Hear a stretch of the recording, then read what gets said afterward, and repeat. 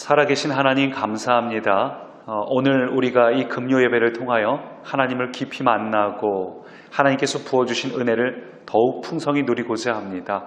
예배의 자리에 함께해 주심에 감사드리며 예수님 이름으로 기도합니다.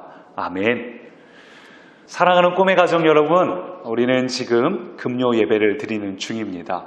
우리가 온라인으로 금요 예배를 드리니까 온라인의 장점을 살려서 더 특별하게 찬양을 드렸고 또 말씀도 특별하게 오늘은 미술계의 거장을 만나서 그의 그림을 통해서 오늘의 말씀을 나누고자 합니다. 오늘 저와 여러분이 지금 이렇게 미술 전시관에 와 있습니다. 잠시 뒤에 여기에 그림이 걸릴 예정인데 여러분은 그림을 보면 무슨 컬러를 좋아하세요? 저는 개인적으로 노란색을 좋아합니다. 그것도 황금빛이 들어간 찬란한 생명 같은 태양빛 같은 그런 노란색을 좋아합니다. 흔히 노란색을 많이 쓰는 작가, 아주 찬란한 황금빛을 사용하는 작가 하면은 클림트를 떠오르죠. 바로 이 작품입니다. 굉장히 찬란하고 황금빛으로 빛나는 작품입니다.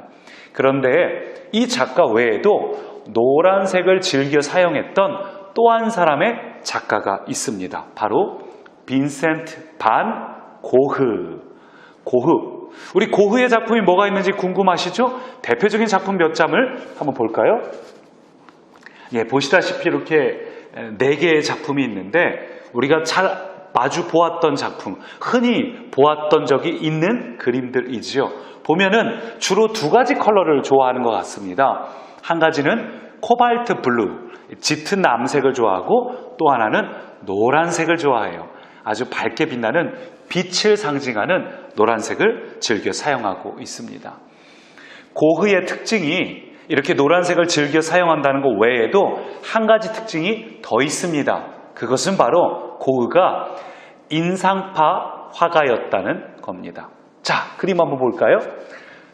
이것은 고흐의 자화상입니다. 그림을 보시면 정말 한 인상하죠. 아주 인상을 쓰고 있습니다. 역시 고흐는 인상파가 맞네. 근데 여러분, 인상파는 얼굴의 인상을 말하는 게 아니죠.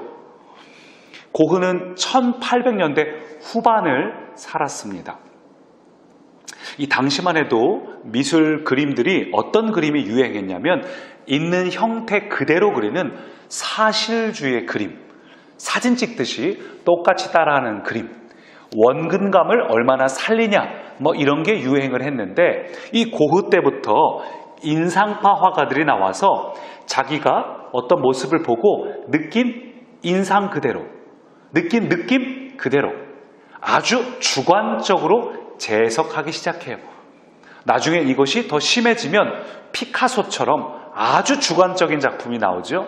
근데 인상파 화가들이 지금 자화상 그림을 보는 것처럼 이 특별히 빛의 컬러를 아주 인상적으로 재해석합니다. 예를 들면 사과가 있어도 사과의 붉은 빛이 빛을 받은 각도에 따라 그냥 한 가지 붉은 컬러가 아니라 다양한 붉은 컬러가 들어가는 거죠.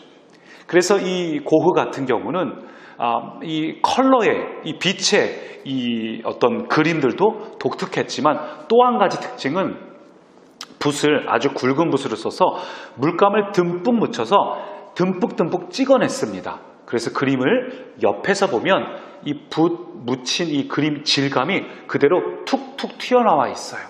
툭툭 튀어나와서 그대로 굳은 그 그림이 이 전시관에서 빛을 받으면은 그 질감이 굉장히 다채롭게 반사가 됩니다. 이 설명으로 잘 안 되니까 제가 전시관을 갔다 왔는데요. 이 실물 전시관은 지금 한국에서 없고 디지털 전시관이 있어서 제가 직접 디지털 전시관을 다녀왔습니다. 잠깐 영상 보실까요? 네, 지금 저는 반 고흐 전시관에 와 있습니다.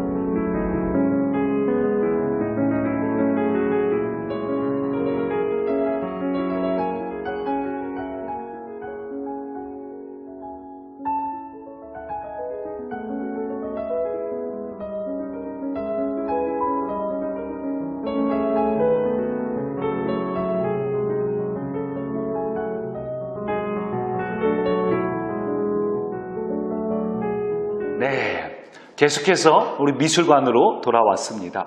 오늘의 주인공인 빈센트 반 고흐는 목회자의 아들로 태어났습니다. 그리고 그 아버지는 그로닝겐 학파라고 해서 이 설교 때 그림을 적극적으로 활용하는 분이셨어요. 설교할 때 그림을, 지금 제가 하듯이 그림을 놓고 설교를 했던, 당시로는 아주 센세이션 했습니다. 그 영향을 받아서 아들인 이 고흐 어려서부터 그림을 그리기 시작했어요. 근데 안타까운 건 12살 때부터 가족들과 떨어져서 기숙사 학교를 다니게 됐고, 그때부터 조금 우울하고 예민한 성격을 가지게 됩니다. 그리고 고흐도 본인도 목회자가 되고 싶어 했습니다. 실제로 청년 시절에는 고흐가 노동자들이 있는 논이나 밭으로 가서 혹은 광산에 가서 그들과 함께 현장에서 예배를 드렸습니다. 요즘으로 치자면 직장인 선교회 같은 거죠. 근데 당시의 목회자들은 그것을 이해하지 못했어요. 아니, 예배는 교회에서 드려야지 어딜 감히 논과 밭에 가서 예배 드리냐 해가지고 고흐가 목회자 시험을 볼 때 시험 성적은 좋았는데 의도적으로 고흐를 떨어뜨립니다. 그래서 고흐의 마음속에 절망감이 더 가득 차고 그가 느낀 어떤 복음적인 내용을 그림을 통해서 풀어내기 시작을 해요. 그래서 고흐의 그림에는 성경 이야기도 많이 등장합니다. 예를 들면 바로 이 작품이죠. 왼쪽에 보이는 작품은 나사로의 부활이라는 작품이고, 오른쪽에 보이는 작품은 선한 사마리아인이라는 작품이에요. 특별히 성경 이야기를 갈수록 더 노란 빛깔, 찬란하게 빛나는 태양이 많이 등장합니다. 이게 하나님의 은혜를 상징하거든요. 근데 이렇게 그림을 잘 그리는데 안타깝게도 많은 사람들이 고흐의 작품을 인정하지 못했습니다. 살아생전에 판매했던 작품이 겨우 한 점, 그것도 친구의 누나가 안쓰러워서 작품을 사줬다고 하고요. 나머지 작품은 전부 고흐의 동생이 갤러리를 운영해서 동생이 구입을 대신 해줘서 어렵게 살았다고 합니다. 또 고흐가 안타까운 것은 고흐가 어떤 유명한 작가의 작품이 있으면 그것을 자기만의 컬러로, 인상파 화가니까요, 자기의 느낌으로 재해석한 그림을 많이 그렸는데 요즘으로 치자면 이것을 오마주한다고 하죠. 근데 당시에는 그것을 인정하지 못하고, 아니 왜 기존 작가의 작품을 따라하냐, 너는 모작, 카피하는 화가다 해서 그를 무시했습니다. 카피를 할 거면 똑같이 하지 왜 네 마음대로 카피를 하냐 해서 아주 그를 무시해서 평생에 그의 그림을 구입하는 사람이 그렇게 없었다는 이야기가 있습니다. 그래서 인생의 말년에 참 어렵게 살다가 마지막에 그린 작품이 바로 이 작품이에요. 이 죽기 한 3년 전에 그린 작품인데 오늘의 가장 메인 작품이기도 합니다. 참 멋있는 작품이죠. 이 작품의 제목은 씨 뿌리는 사람이란 제목의 작품이에요. 사실 고흐가 씨 뿌리는 사람을 종종 그렸습니다. 이 작품 외에도 또 두 점을 더 보여주시겠어요?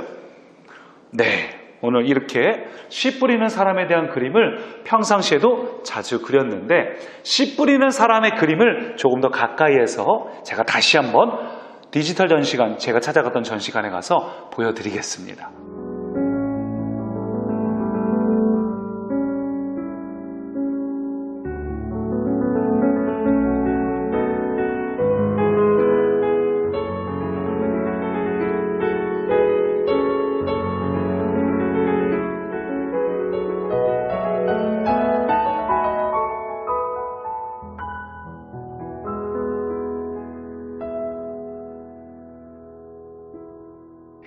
좀 더 가까이서 보니까 이 붓의 질감이 느껴지시죠? 근데 이 작품 제목이 뭐라고요? 해질녘에 씨 뿌리는 사람이라는 것이 이 작품 제목이에요.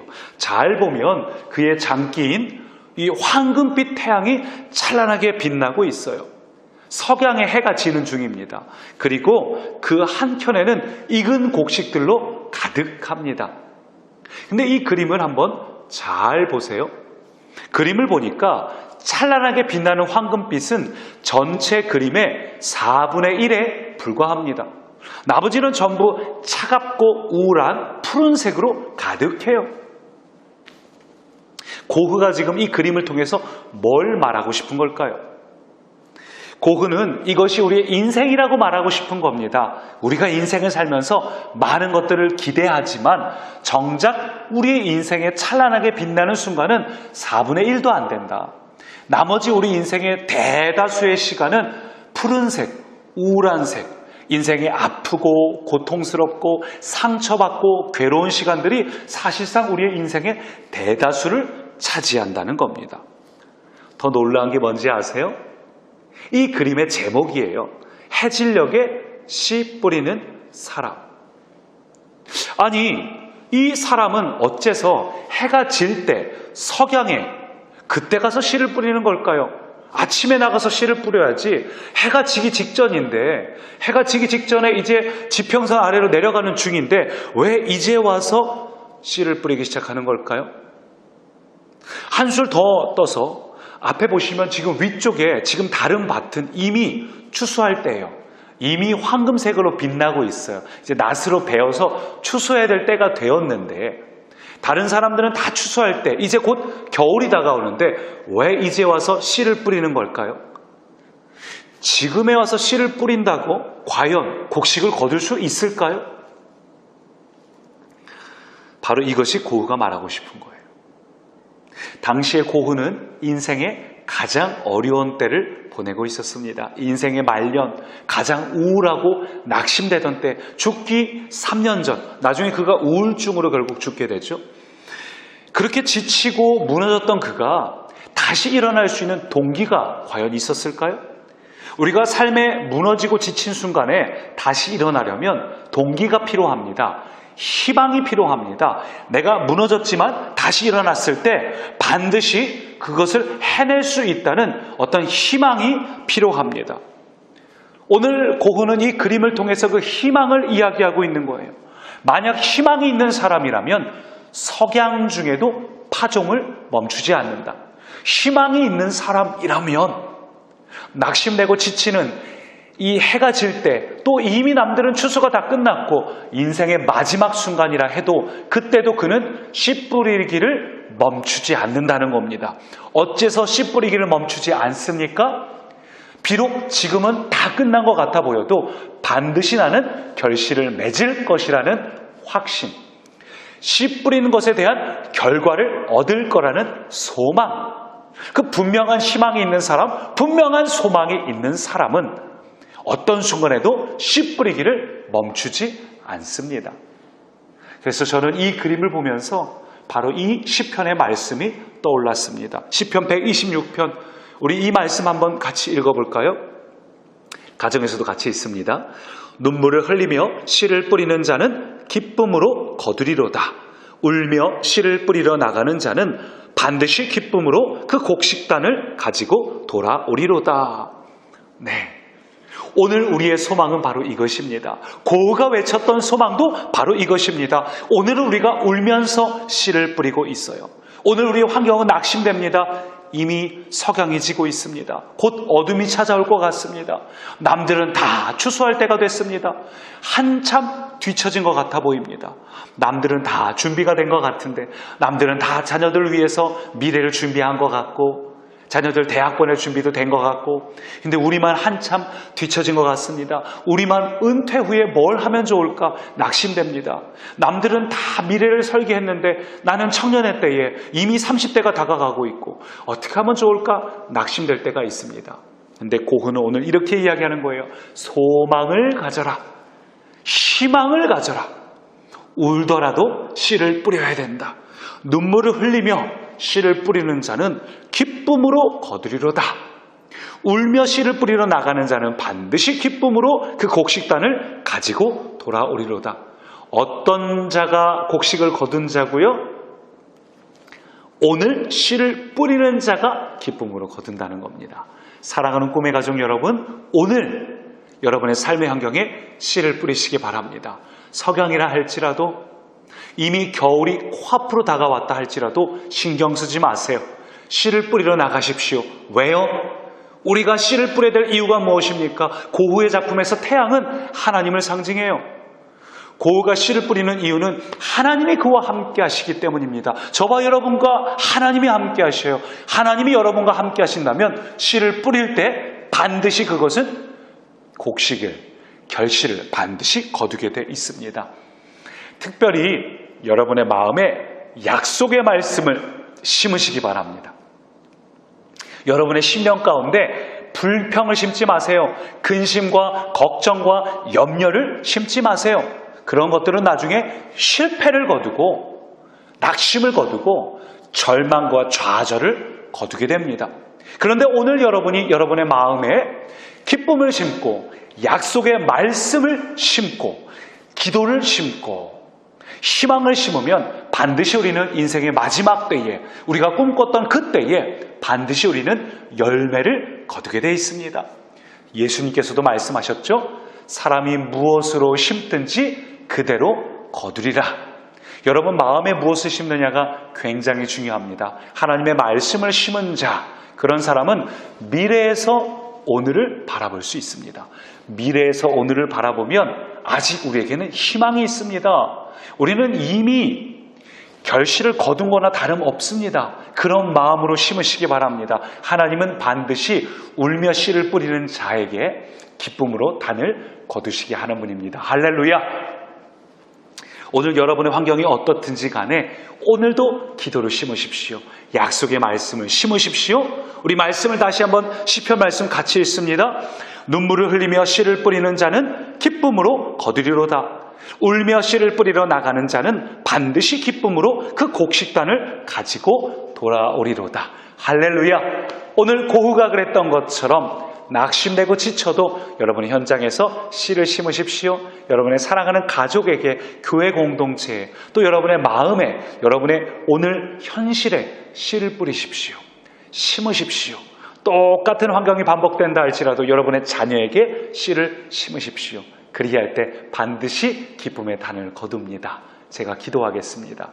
살아계신 하나님, 때로 우리가 고흐가 느꼈던 것처럼 낙심됩니다. 절망됩니다. 우울합니다. 해가 지고 있고 겨울이 다가옵니다. 그럼에도 불구하고 하나님을 믿기에 울더라도 씨를 뿌리겠습니다.